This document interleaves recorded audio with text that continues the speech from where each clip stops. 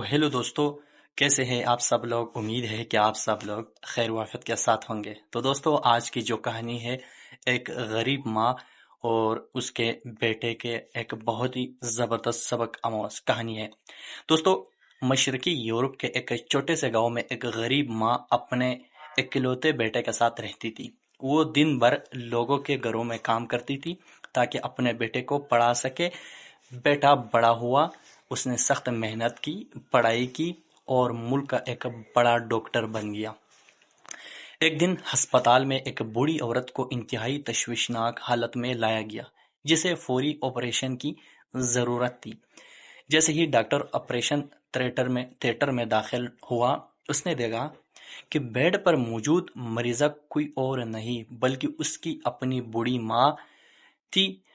Doctor के हाथ कांपने लगे, लेकिन उसने खुद को संभाला और पूरी जान लगाकर ऑपरेशन कामयाब ऑपरेशन कामयाब किया।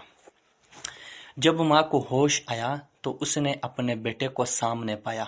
बेटे ने रोते हुए माँ का हाथ चूमा और कहा, माँ, बचपन बचपन में आपने मेरी जान बनाने के लिए अपने दिन रात एक किए थे, और आज खुदा ने मुझे इस काबिल किया कि मैं आपकी जान बचा सकूं। तो दोस्तों, यकीनन यकीनन हकीकतन आप अपने माँ हो, वालिद हो, आप उनकी कदर कीजिएगा। आप जब बच्चे होते हैं, आपको तो नहीं पता होता कि वो आपके क्या ख्याल रखते हैं, वो आपसे कितने मोहब्बत करते हैं, आपको अंदाज़ा नहीं होता। जब आप बड़े होते हैं, जब आप खुद वालिद बन जाते हैं, तो तब आपको अपने बच्चों की कदर होते हैं कि आप उनको कितने प्यार करते हैं। हम छोटे होते हैं, हमें तो नहीं अंदाज़ा होता कि हमारे वालिदैन हमारे कितना ख्याल रखते हैं।